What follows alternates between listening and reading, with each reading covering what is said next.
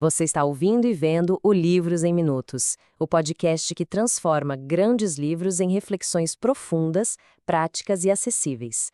No episódio de hoje, apresentamos a lição da Escola Sabatina dos Adultos, referente à terça-feira, 30 de junho de 2026, com o tema A Cidade de Corinto. Vamos fazer uma viagem fascinante lá para o primeiro século e descobrir que as pedras antigas daquela época têm, na verdade, conselhos muito atuais para a nossa vida diária. Bom, o nosso roteiro de hoje está bem dinâmico. A gente vai passar pela próspera Corinto romana, entender o caos religioso e moral da época e analisar a brilhante estratégia do apóstolo Paulo. Depois, vamos colocar Corinto e os nossos dias lado a lado como um espelho, tirar algumas lições super práticas para a igreja atual e terminar com uma reflexão e oração. Vamos lá? Parte 1. A próspera Corinto romana. Simplesmente o grande centro comercial do mundo antigo. Pra gente se situar, Corinto não era uma cidade qualquer não, tá? Ela rivalizava frente a frente com Atenas. E olhando para a linha do tempo, a gente percebe que ela tem uma história literal de superação.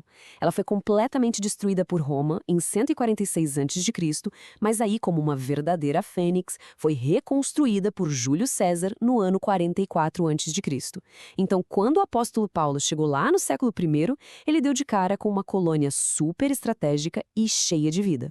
E o grande trunfo geográfico dessa cidade se resume a um número: 2. É isso mesmo, Corinto tinha 2 portos marítimos gigantescos. Imagina a vantagem que isso dava. Essa localização era perfeita para a troca de mercadorias entre o Oriente e o Ocidente.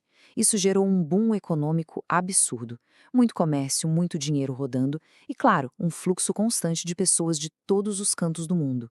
Mas aí a gente entra na parte 2 do nosso estudo, o caos religioso e moral, marcado por idolatria e libertinagem todos os dias.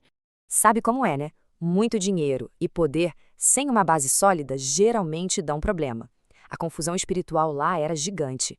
A cidade estava lotada de santuários para deuses gregos como Apolo, Atena e Afrodite. E não parava por aí. Com o vai e vem nos portos chegaram influências estrangeiras de tudo o que é lugar, incluindo deuses egípcios como Serapis e Ísis. Era um pluralismo religioso total, visível literalmente em cada esquina. E junto com toda essa idolatria vinha uma libertinagem sexual muito pesada. Para ter uma ideia, o historiador grego Estrabão relatou que existiam cerca de 1.000 prostitutas, chamadas de sagradas, servindo só no templo gigante de Afrodite. Hoje, alguns estudiosos até acham que esse número era um pouco exagerado, tipo uma fake news antiga da galera de Atenas para falar mal de Corinto. Mas o fato inegável é esse. A prostituição ritual e a imoralidade não eram escândalos abafados, eram coisas aceitas e super comuns no dia a dia da cidade. Chegamos à parte 3, a estratégia de Paulo. Afinal, por que será que ele escolheu logo a cidade mais difícil para pregar? Essa citação da escritora Ellen G. White mata a charada. Ela diz o seguinte: essa conjuntura apresentou uma oportunidade para a propagação do Evangelho. Uma vez estabelecida em Corinto, a mensagem cristã seria prontamente comunicada a todas as partes do mundo. Olha que sacada genial! Paulo percebeu que os mesmos portos que exportavam produtos e importavam ídolos podiam ser a ponte perfeita para exportar a mensagem do Evangelho para o mundo inteiro. É estratégia pura. Sem contar o lado prático da coisa, que a gente lê lá em Atos no capítulo 18. Como Corinto era esse polo comercial riquíssimo, Paulo podia se bancar trabalhando com as próprias mãos. Ele fabricava e vendia tendas. Então, enquanto o trabalho manual pagava as contas numa metrópole tão cara como aquela, as praças e os mercados acabavam virando o palco perfeito para ele debater e ensinar todo santo dia. Isso nos leva à parte 4, o espelho. Corinto e hoje. Será que as nossas cidades atuais são tão diferentes assim daquela época? Gente, quando a gente coloca a Corinto antiga lado a lado com o nosso mundo atual, os paralelos chegam a assustar. Lá, eles tinham portos super movimentados. Aqui, a gente tem o comércio globalizado e a internet conectando tudo. Lá, o problema era um pluralismo de deuses de pedra. Hoje, a gente lida com relativismo secular e aquela adoração silenciosa ao materialismo e ao status. O templo de Afrodite? Bom, ele encontra o seu equivalente exato nessa nossa mídia super sexualizada de hoje em dia. A embalagem até pode ser nova, mas o coração do problema humano, olha, continua intacto. A lição traz essa reflexão profunda. Quais aspectos da cultura atual dificultam a pregação do Evangelho? Pensa um pouquinho sobre isso.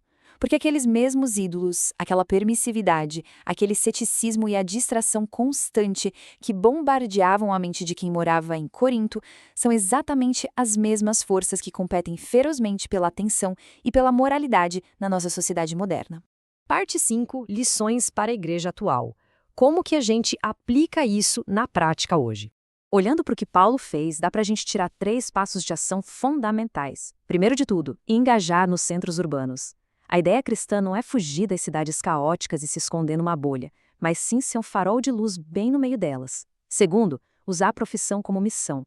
O nosso escritório, a nossa loja ou escola, assim como era o comércio de tendas de Paulo, é uma base poderosa para construir relacionamentos de confiança. E terceiro, manter a moralidade em meio ao caos.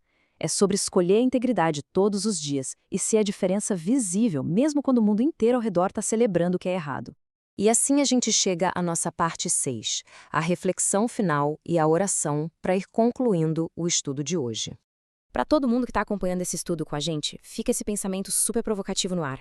Em que medida as nossas cidades diferem, se é que elas realmente diferem de Corinto? Deixem essa pergunta ecoar na cabeça durante a semana. O grande ponto aqui é entender que aquele mesmo evangelho capaz de transformar vidas na metrópole mais imoral do mundo antigo tem exatamente o mesmíssimo poder para transformar o nosso ambiente moderno hoje. Não mudou nada. E para fechar essa nossa jornada de hoje, convido quem nos ouve a acompanhar essa oração curtinha. Senhor, dá-nos a coragem de Paulo para vivermos o evangelho em nossas próprias Corintos modernas. Amém. Muito obrigado por acompanhar mais essa análise no Livros em Minutos. Continuem firmes, espalhando muita luz e esperança por onde passarem. Até a próxima!